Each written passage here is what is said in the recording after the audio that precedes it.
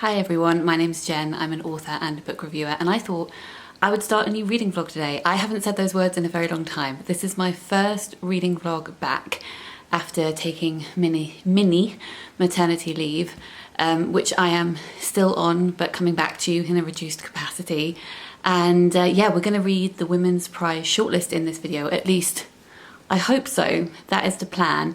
I'm going to be reading them for work, reviewing them for Toast, and because I'm reading them for work, I thought I would also record a video and talk to you about my thoughts on the books as I go. I had the revelation that I can sit down on the floor in the living room to film this again.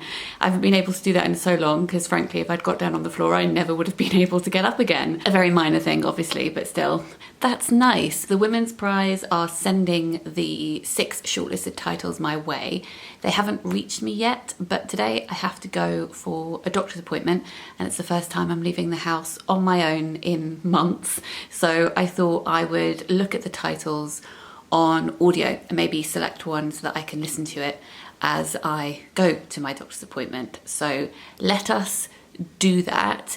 It is super misty today. It does not feel like the 1st of May. Did I say it's the 1st of May? It's the 1st of May and it's 6 in the morning. I was going to show you the mist outside and I went outside to film it and then realised I would just be filming our street, and that's probably not a sensible thing to be doing. So here are some trees. You may be able to see the mist in the background. I actually don't know. I haven't imported the footage yet. But yeah, super misty. I'm going to go hang out some washing in a second, which may be a silly thing to do because it's not warm yet, but it's going to get warm. And if I don't hang it out now, it will never get hung out. So I'm going to do that in a sec. But I've got my computer here. Let's open the Libby app and look at the titles, see which ones are available to listen to. Did I say the Libby app before? I didn't mean the Libby app. I'm going to look on Libro FM, which is an audiobook website where you can choose independent bookshops to support when you purchase an audiobook. I'll link it in the description box down below if you're interested. I think I have an affiliate code, but I don't think I get anything if you sign up. Maybe I get a free audiobook. I actually don't know. But go check it out because we all love to support independent bookshops, don't we? Right. I can't even remember the 6 shortlisted titles for the Women's Prize, so let me look that up first. Normally, like in the past 2 or 3 years, I've read and reviewed all of the long-listed books because I work in publishing, if you're not aware, if you're new here, hi. But this year, I am much less... I was going to say on it. I don't think that's fair. I had a baby a few weeks ago. I think it's fine to not know the ins and outs of everything that's going on in the book world. Or rather, I do know what the shortlisted books are because I have seen a list of them. It's just my brain does not retain information at the moment. So that information has slowly seeped out of me. Right, so the six shortlisted titles are Restless, Dolly, Maunder by Kate Grenville, which is a historical fiction novel. I haven't heard great things about this one. People don't seem to be loving it. Soldier Sailor by Claire Kilroy, I think is a bit of a booktube darling. Then we've got Enter Ghost by Isabella Hammad, which again seems to divide people. I'm really excited to read that one. That was one of my most anticipated releases of the year anyway. Then we've got River East, River West by Aube Lescure. And Brotherless Night, which again I've heard brilliant things about.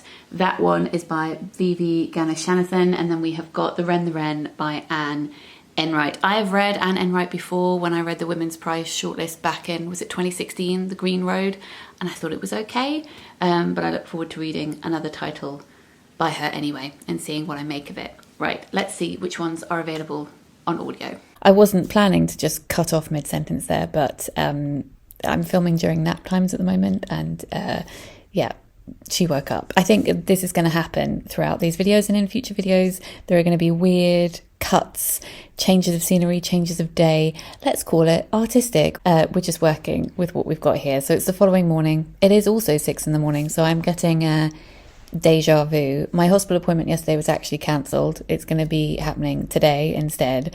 So it's not really like anything's changed, except I'm looking much less put together right now, and I'm filming on my laptop webcam like it's 2009. So I'm going to keep this clip short, and I'll come back to you with the actual camera, proper camera, in a bit. tomorrow, in a few days, I don't know. Anyway, the books have arrived in the post now. So I have them, all 6 of them. They are here.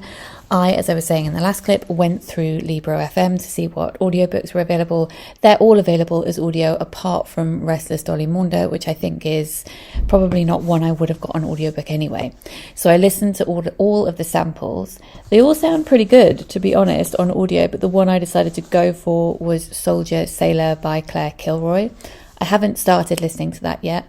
I will do when I go out to walk to the doctor's today. And the one I've decided to start in physical form is The Wren by Anne Enright.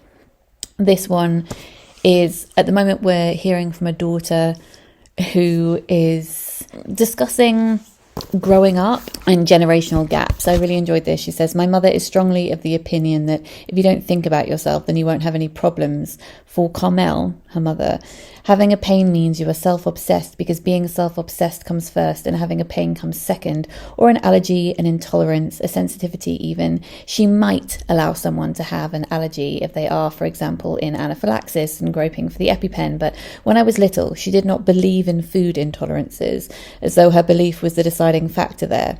People who have these problems deserve to have them, according to Carmel, because these people invented them. They have too much imagination. She is quite an infuriating person." So it's interesting having the daughter introduce the mother, Carmel, who I presume we're going to hear from him in a bit. I'm enjoying the narration style. It's giving me Ali Smith meets Elizabeth Strout, like the Lucy Barton series. It's very, very readable.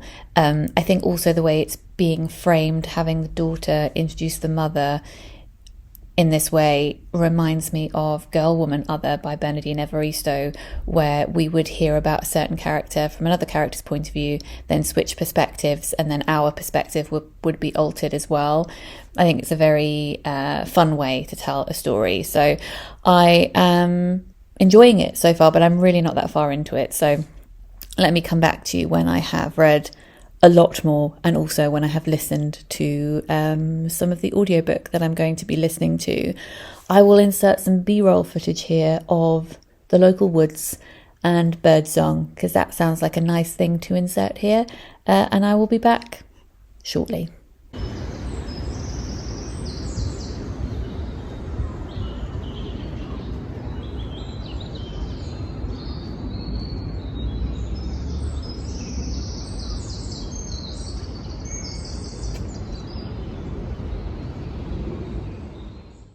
Okay, so at 2 months postpartum, I think I officially have too many feelings for Soldier Sailor by Claire Kilroy, or maybe that's the best time to read it, quite possibly. I haven't looked at the blurbs of any of these books before going into them. I had a vague idea of what some of them were about. I had no idea what this one was about. Sometimes I like to do that. Not when I'm in a bookshop and I'm deciding what to buy, but if I have to read a set of books for work anyway. Sometimes I just like to go in not knowing what I'm letting myself in for. So this is narrated by a woman who is writing a letter or in some form talking to her son, who she calls Sailor.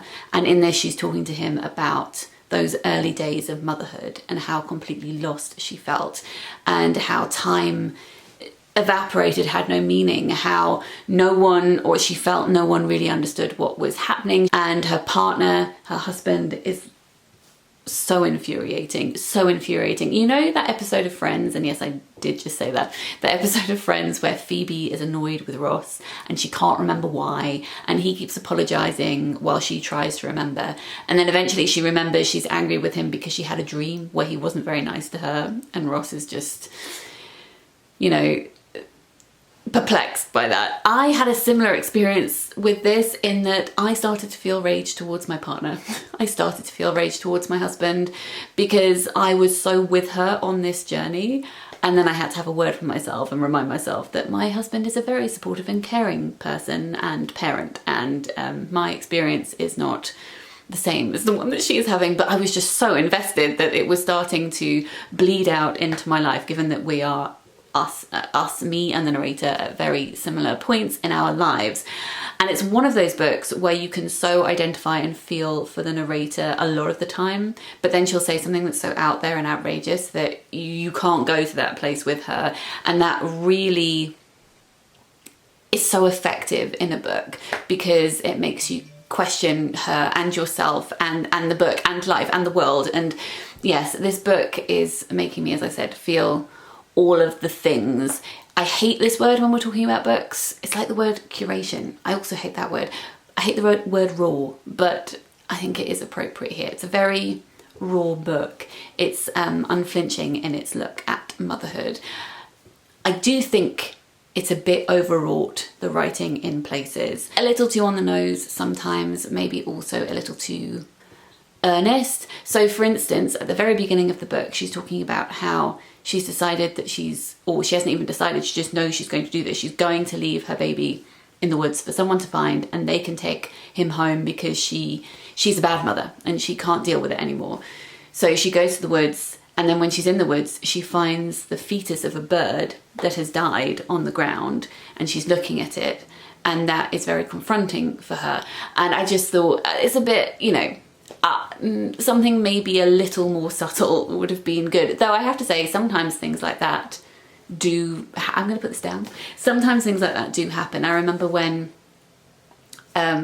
one of our cycles of IVF, we were waiting to hear back from the lab, and we had 2 embryos that were, developing, and we were waiting to hear if either of them had made it. In the end, neither of them made it, but we were waiting, and my husband was doing gardening, and it was late summer, and he was cutting back this ivy that was growing up a wall, and he found a bird's nest in there, and it had 2 eggs in it, and he was so upset because he thought he'd disturbed this bird's nest, and he thought, well, these eggs, the mother's not going to come back to this nest now, and these eggs are not going to turn into birds, they're not going to be born. And he felt really guilty, but I'm pretty sure it was an abandoned nest because of the time of year that it was, and those eggs were already, dead. But if I had read that in a book about a couple who were going through IVF, and then the husband found these eggs and thought, oh my God, I've killed these birds, and I would have thought, come on, let's use different imagery here. So sometimes stuff like that does happen. Those parallels do appear, and it's very serendipitous in a creepy way, creepy serendipity. But in this book, when those things were happening, I was thinking, come on now, even if that's what happened to someone in real life, let's think of something else. I don't know. So there are instances like that where it's a bit much. Let me find you an example. This is where language is just a bit too much for me. I extricated myself from your sleeping body and delicately laid your head down. I arranged a blanket around you and stood back. There you were, your own republic, a sovereign state. This key moment in your history was unfolding, but you would never have access to it. I had bequeathed you a blank page.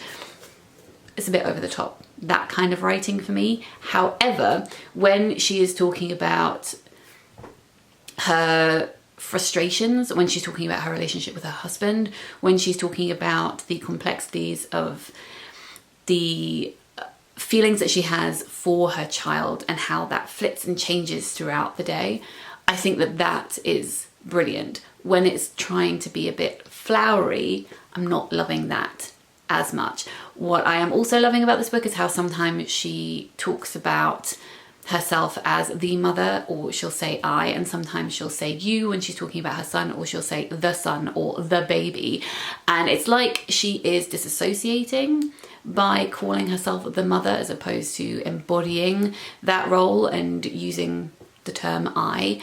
But I also think it's really interesting because she's showing the ands that she has. She's showing the multiple selves, like herself and herself as a mother and herself as a partner, all of the ands, all of the multitudes, the different selves that she contains, and how sometimes she would like to be able to separate those things, but she absolutely can't. So I think that is very effective too. This is an example of the writing when I am really enjoying it. It's just short and to the point and sharp. You did not want to be changed. You did not want to be dressed. I produced a shoe only to find you'd pulled off your sock. I put the sock back on while you pulled off the other one. I put that one back on while you pulled off the first. Oh, it was all so stupid. People think that looking after an infant is basic. I know this because I once thought so myself. I gave up on the socks and looked at you. How committed you were to being a baby. You stayed up half the night practicing. I can't do this, I confessed. I'm so tired. It's also funny in some places. She says that her baby tore off his bib and cast it to the floor like a man quitting his job. I thought that was a really good image. Another element of humour, which is also heartbreaking. Where is this chair going? It's just slowly rotating. This is funny, but also heartbreaking, and honestly, it made me cry. I love that dishwasher. It was the only one that helped me. Like, saying that actually makes me want to cry again. I told you I have too many feelings and I'm too tired to be reading this book. As I'm reading this book, I kind of feel like it's eating my skin. Is that a really strange way of putting it? That's just kind of how I'm feeling. I think it's wonderful. Not perfect. What book is perfect? But I am absolutely loving it.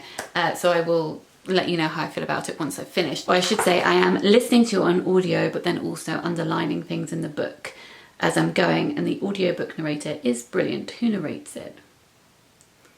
It's narrated by Simone Collins. Would very much recommend.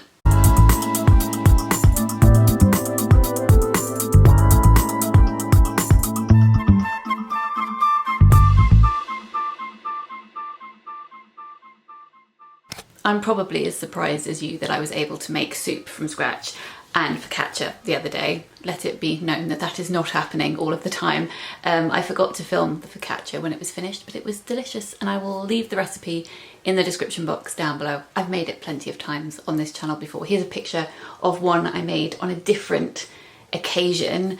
I have finished reading Sailor Soldier by Claire Kilroy, and I know I said in the last clip that it was making me feel rage, and that was unfounded. I guess not particularly unfounded in the sense that me and the narrator live in the same society. There are the same expectations of women and mothers that are infuriating, regardless of, you know, what your partner is like. So I think that that was explored really, really, really well in the book. How many reallys was that? That was quite a few reallys. I enjoyed reading it. I continue to feel as though the writing was a bit over the top in places, especially at the very end. The very end of the book just gave me Return of the King vibes, you know, when I'm like, oh, I thought we were done. Are we not done? We're gonna keep going? Okay. I really felt like the ending overstated certain things, and for me personally, it would have been much more powerful if that had been reined in a little bit.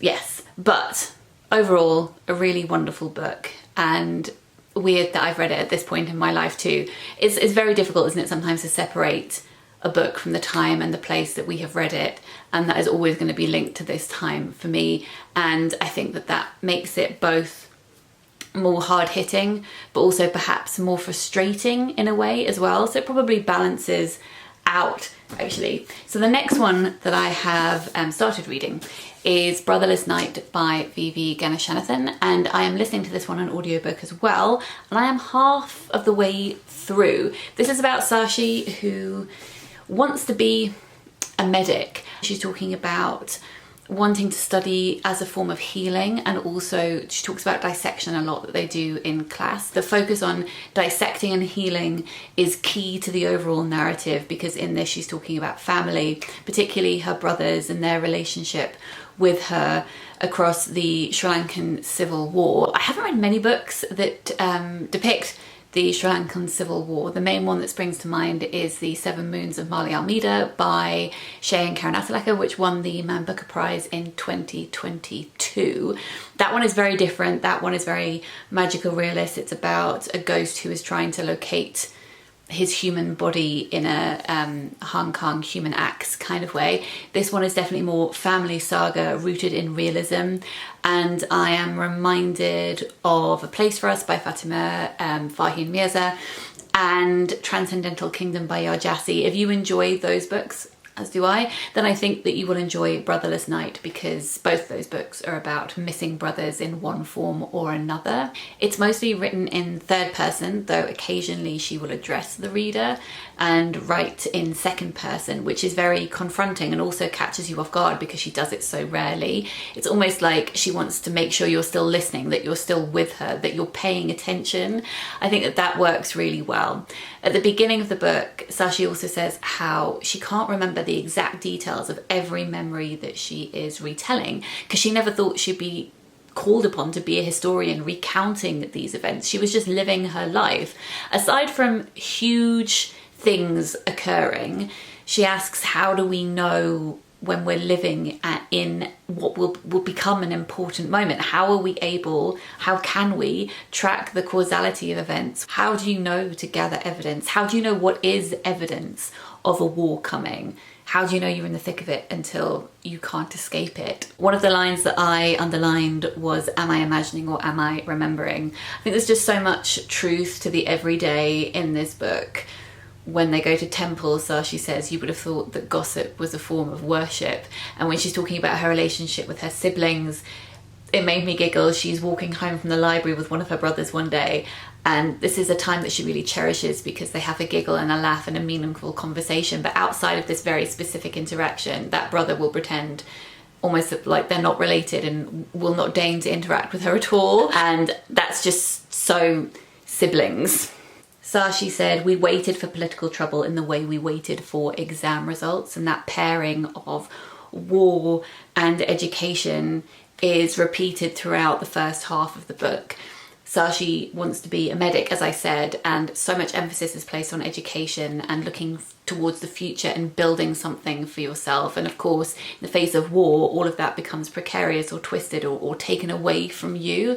There's also a lot of imagery to do with displacement. Sashi says at one point, my mother strayed towards the borders of madness. And all of that imagery reminded me of Tomb of Sand by Gitanjali Shree, which won the Booker International a couple of years ago as well. Both that and this feel epic, though I would say the narrative structure of Brotherless Night is much more linear and easier to follow.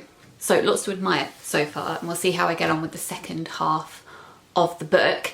The bluebells in our local wood have been very beautiful recently, and that is as far as I've got when it comes to leaving the house and going for walks. So that is enough because the woods are a very nice place to be. So I will insert some footage of the bluebells here, and I will report back with more bookish thoughts when I have them.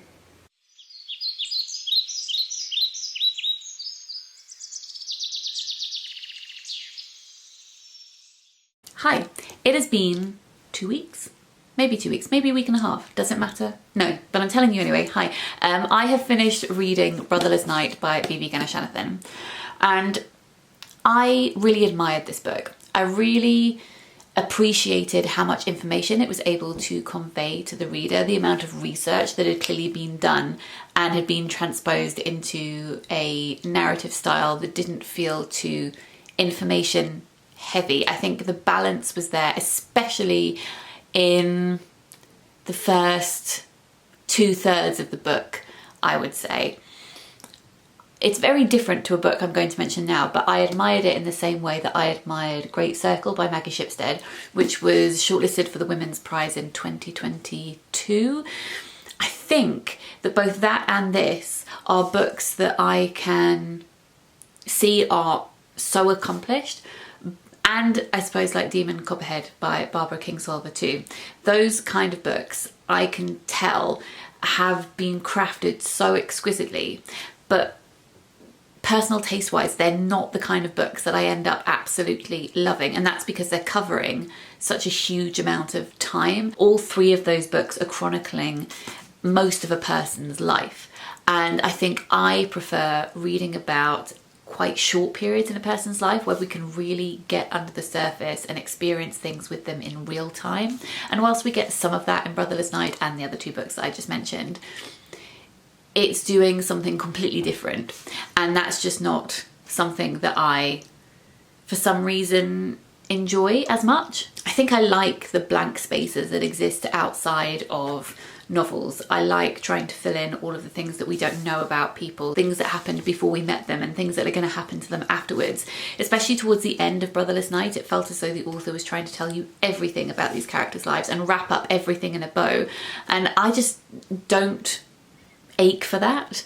As a reader, I would like to leave wanting more, and that wasn't how I ended up feeling about this book. This is sounding like I didn't enjoy it. I did enjoy it, but I just want to explain the somewhat complicated feelings that I have about it, which has nothing to do with the book itself actually, it's just my personal reading tastes. It's still got some amazing lines in it. Another line that I underlined since I last spoke to you was Sashi saying, "I nursed my worry as I nursed a patient." I thought that was brilliant. I think it's telling though that I don't have lots of lines to recount to you since I last spoke to you, which was when I was halfway through the book. I think I did enjoy the second half of the book less because of personal taste. I actually didn't end up getting on well with Restless, Dolly, Maunder by Kate Grenville either.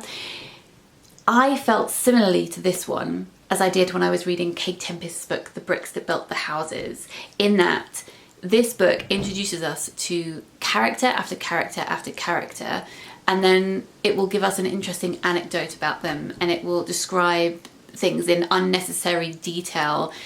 Very much scene setting and painting a picture, but I don't want too much of that. I want to be in the scene. I don't want to be watching it from afar. I don't want to see a map being drawn on the wall. I want to be living and breathing with these characters, and it just felt as though they were walking past me one by one and I was being introduced and they were shaking my hand and then we'd move on to something else. I wanted more from the character development. I wanted more from the plot. This just all felt quite surface. I didn't even say what this is about. It's about Dolly, and Dolly is inspired by the author's grandmother, I believe. It's about her growing up in Australia at the turn of the 20th century. She really wants to go out in the world, get a job. Her dad is not okay with that, does not believe in women doing these things. But really, I was just reading it thinking, this is okay, and that's not how I want to be feeling about any book that I'm reading.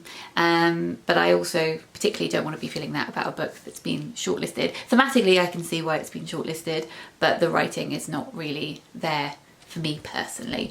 However, I am continuing to read The Wren by Anne Enright, but let's talk about that in the next clip.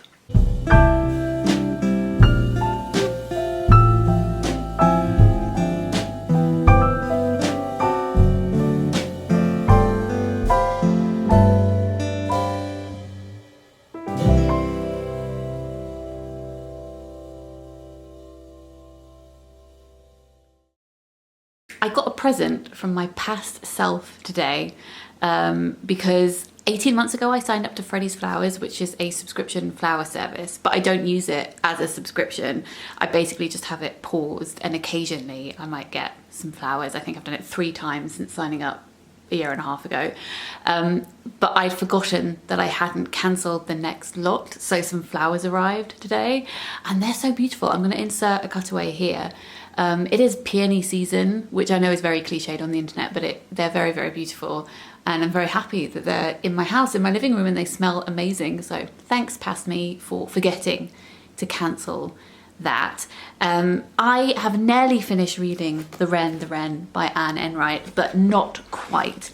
I'm really enjoying the structure of this. So as I mentioned ages ago at the beginning of this video, this is about a daughter and a mother, and we switch perspectives throughout the book. We're kind of getting parallels of their childhood because they're looking back on that time and seeing how they think they're so different from each other, but really they're going through or have been through similar things. They just haven't communicated that with each other very well. Between the chapters, we get these poems written by Carmel's father, Phil, who was a famous poet. He's recently died, and he's a bit of a Ted Hughes type character because he's very well known, but everyone reveres him and thinks he's amazing. And they tell Carmel and Nell, aren't they lucky to have grown up in his literary shadow? But he was a rubbish father, an absent father. And he wrote Carmel poems, but wasn't there in person. He had this romanticized idea of what it was to be a father. And it's ironic that Nell and Carmel spend so much time trying to figure each other out from a distance, like they're each text that they need to dissect.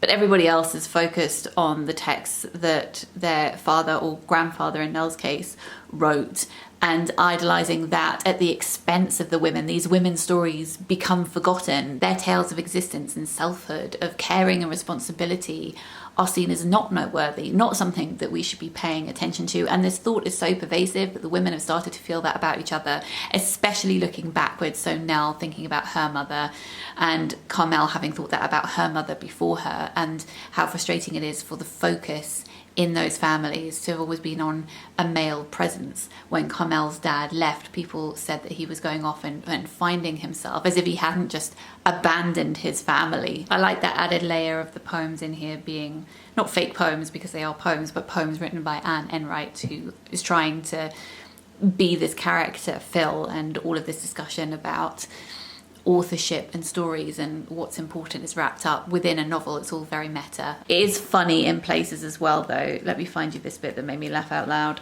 Oh, yeah. "Come to the pool," she said, as if she did not know that Carmel was Irish and would rather die than conduct a conversation while wet. I don't know why that made me laugh so much, but it really did. We had sad news this week, speaking of poets, though this poet that I'm going to mention is nothing like Phil. We lost John Burnside this week. John Burnside passed away, which is very sad. If you've been here, I mean, obviously you probably know John Burnside anyway, but if you've been following my channel, you know that I have spoken about him quite a lot, and I fell in love with his novel, The Dumb House, back in, was it 2016? No, it was before that. I think it was the first year on this channel, maybe 2014, whatever. It was a long time ago, about 10 years ago. I read his book, The Dumb House, absolutely fell in love with it. I love his poetry. It's very brooding, looking at folklore and nature and Scottish mythology. And speaking of book prizes, because we're talking about the Women's Prize, I interviewed John again nearly 10 years ago when I was working with the Booker Prize, because he was one of the judges that year, and he was just so lovely and endearing and self-deprecating. So I will insert a clip of that here because I think I still have it somewhere. It will probably be out of focus and look like I filmed it on a potato because it's so old, but he was just such a lovely guy, and I'm sad that he's no longer with us. And I will insert a bit of that interview here. And if you haven't read his books before, I would very much recommend you do, even though in this clip, as you will be able to see, John doesn't recommend that you do, but I recommend you do because I think he's brilliant. I will finish reading The Wren, and then I think I'm going to move on to River East, River West. What is your favourite novel of yours? Of my own work, Blister, which is my fourth or fifth, no, later than that. You've done too many now. Too many. Well, I like this book. I'm quite happy with this book. I love the book. Oh, thanks. And the second and third book was awful. Really bad. I mean, I don't know why I put them out, but there you go. Well, you were saying that because it's just been the Man Booker Shortlist announcement, and you were talking about second novels and how difficult they are. So is the second, because you said yours was very difficult, is this one that was published or one that never saw the light of day? It was published. Yeah, so which one is that? I forgot what it's called. I had written this book in England, so I was living in England, and I moved back to Scotland, and I had this idea that I had to write my Scottish novel. Okay. I had to write a novel about Scotland. Is it The Devil's Footsteps? No, that wasn't bad. No, those are books that you still see in the show sometimes. This was a book that... This is the one that's just not there anymore. What was it called? Oh my god. Mercy Boys? They're Mercy Boys. Okay, so John says don't read that. Do not read that, or the next one. I think you're doing yourself a bit of disservice here. No, they were really pretty bad. The first book after that I didn't mind was The Devil's Footprints. The Devil's Footprints. I thought that was kind of nicely rooted in kind of mythology and folk stories and that. And since then, that has been a favourite theme of mine. Mm-hmm. The relationship between how we live just day to day and mythology, folk tales, those kinds of things that are underneath the surface. Welcome to the kitchen. Am I having to crouch down really awkwardly to film in here? Yes, you're balanced on some Tupperware. We're going with it. This isn't going to be a hugely long clip because I finished reading The Wren by Anne Enright. I don't have a huge amount to say about it after talking about it yesterday, other than I enjoyed it. I didn't fall head over heels in love with it. Sometimes I felt the prose was really beautiful. Other times I felt as though the book was really holding me at a distance and not in a particularly deliberate way. I liked all of the discussion around projection and perception. I think that it's a very strong book. I would recommend it for fans of Cold Enough for Snow by Jessica Au, those complicated mother-daughter relationships. And I am now reading, speaking of complicated mother-daughter relationships, I am reading River East, River West by Aube Lescure. I think I said Aube in the introduction, so apologies. Aube Lescure. And I have decided to listen to this one on audiobook as well. I'm finding that audiobooks are the way to go at the moment. My schedule at the moment, I kind of want to laugh at the word schedule, but my kind of schedule at the moment is that I am working between 3 and 7 or 8 in the morning, with breaks for feeds, etc. And then the rest of the day, I am mostly not working, I am parenting. But I'm finding that audiobooks are really handy, you know, for listening to when doing all of the endless washing up and all of that stuff. So I'm listening to the audiobook. It's narrated by 2 people because we've got 2 points of view. We have got Aube, who is a teenager in Shanghai in 2007. And then when is the other part set? In 1985, and we're following her stepdad, Lu Fang. And I am finding that I am enjoying Alva's parts much, much more and itching to get back to her when we switch to her stepfather's perspective.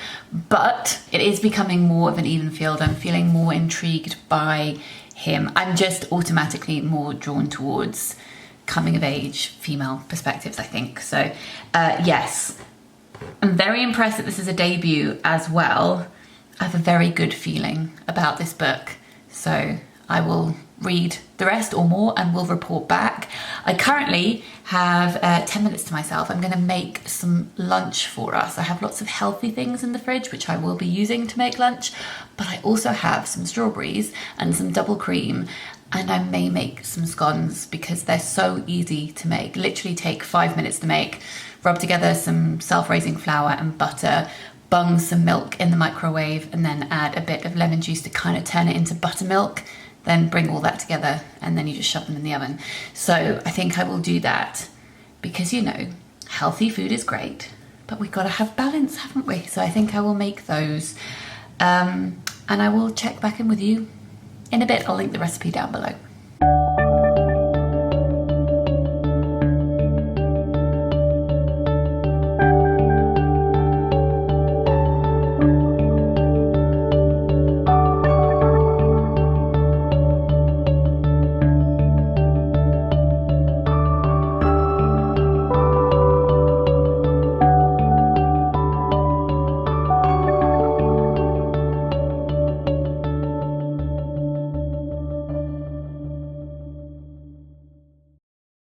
I feel like I have got progressively more dishevelled as this video has continued, which I'm not going to apologise for. It's just life. I am so tired today and also being attacked by hay fever, so we will see how articulate I can be. I've also been rubbish at checking in with you because I've now finished the entire shortlist, but we haven't spoken about the last 2 books, so let us do that. So last time we checked in, or I checked in with you, I was reading River East, River West by Aube Lescure.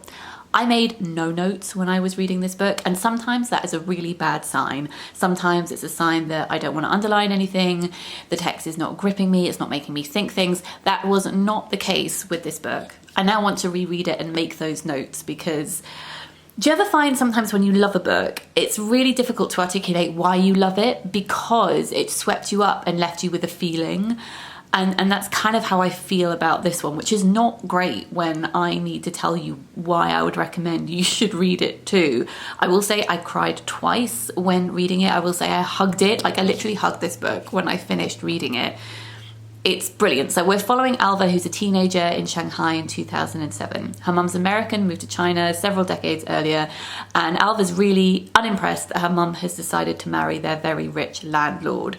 Alva idolizes American culture and seeks out a lot of American films, especially ripped DVDs or DVDs that have been filmed secretly in cinema screenings, illegal recordings, and often those are the Chinese versions of American films that they've heavily edited. So there's a lot in here to do with capitalism, with censorship, and with thinking you understand something that you've fallen in love with and that really not being true the more you look into it. Alva has a secret life online. There's also discussions around censorship online in China too.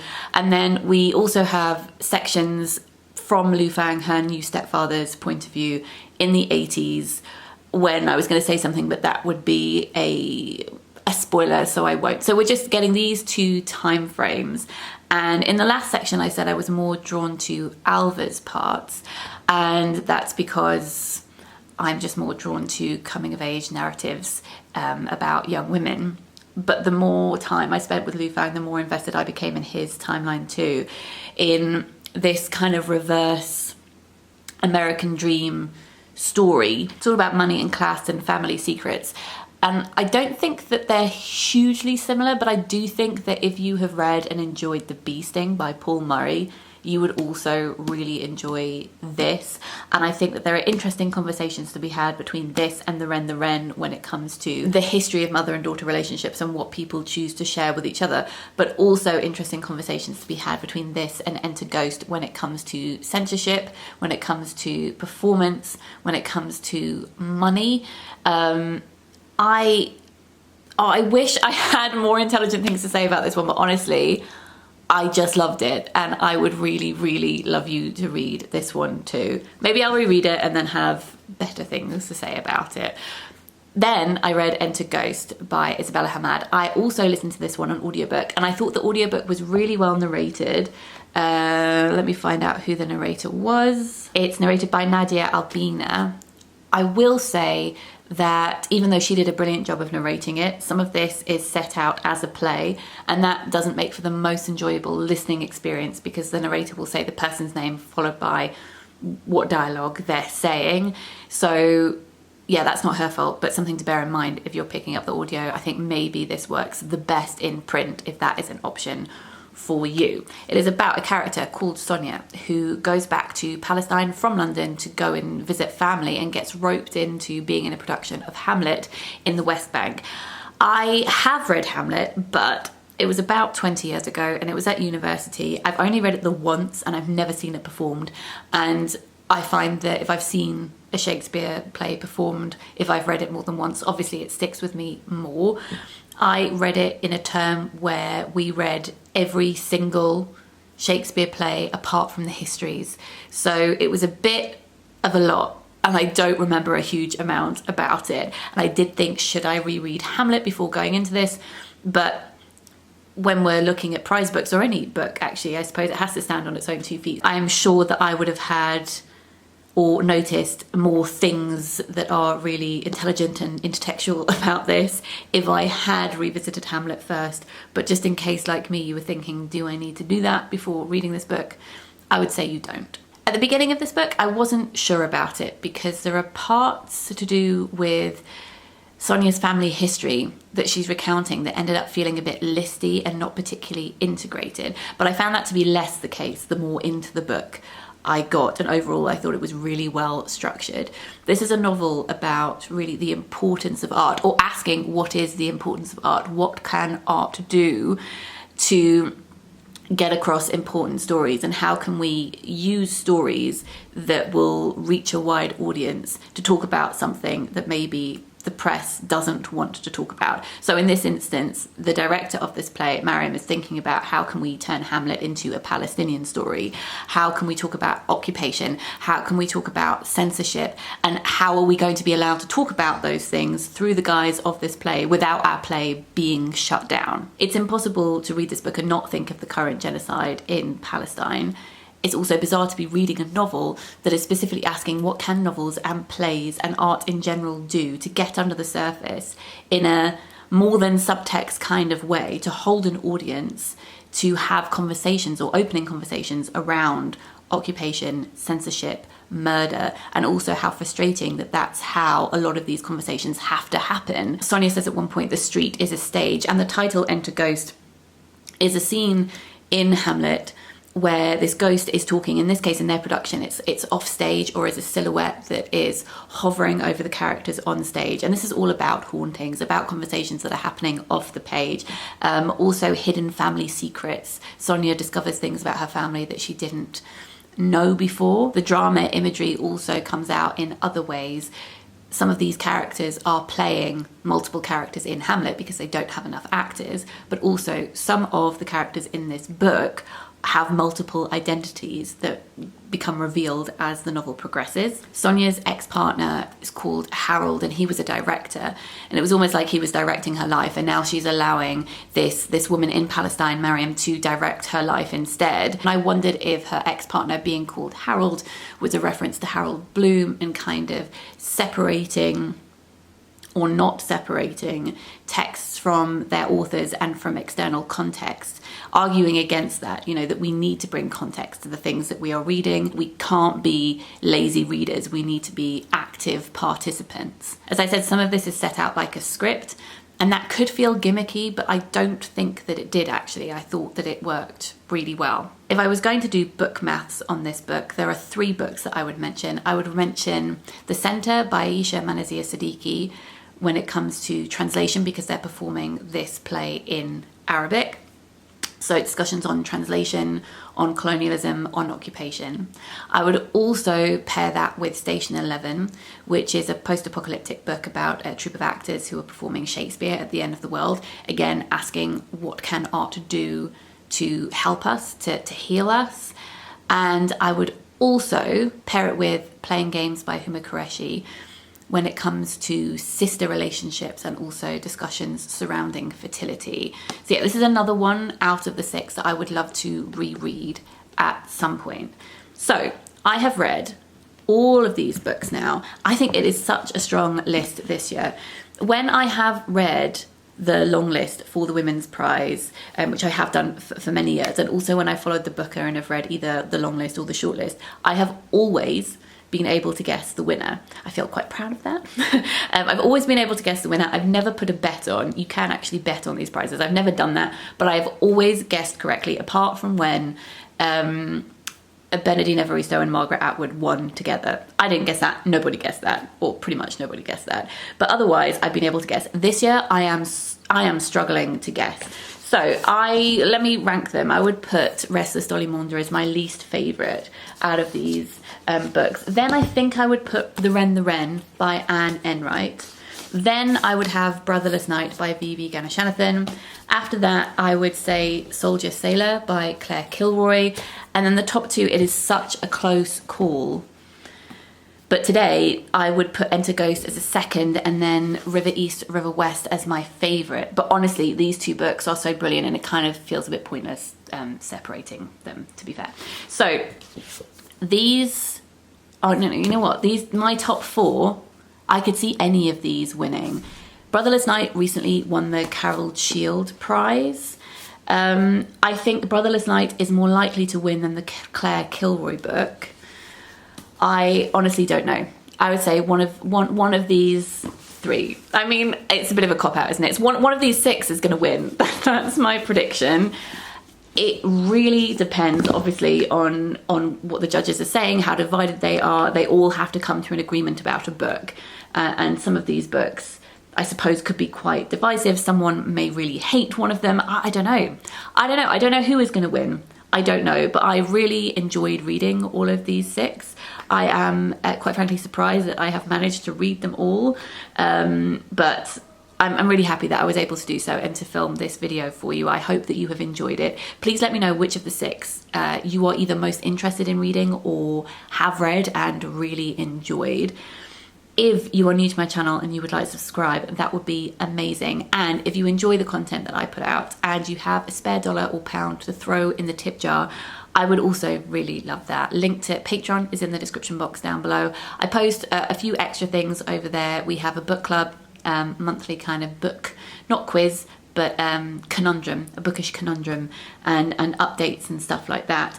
I know that I'm uploading less on here at the moment, but I am trying to focus on uploading the vlogs that I still like to watch, as opposed to quickly filming something that I don't care about. I would never do that. I want to film the long form stuff, even though it's taking me longer to film, and any support you can offer over there to help support the channel is just so appreciated. So that is an option if that appeals. I will love you and leave you, and I will see you soon. And I'm sending lots of love. Bye.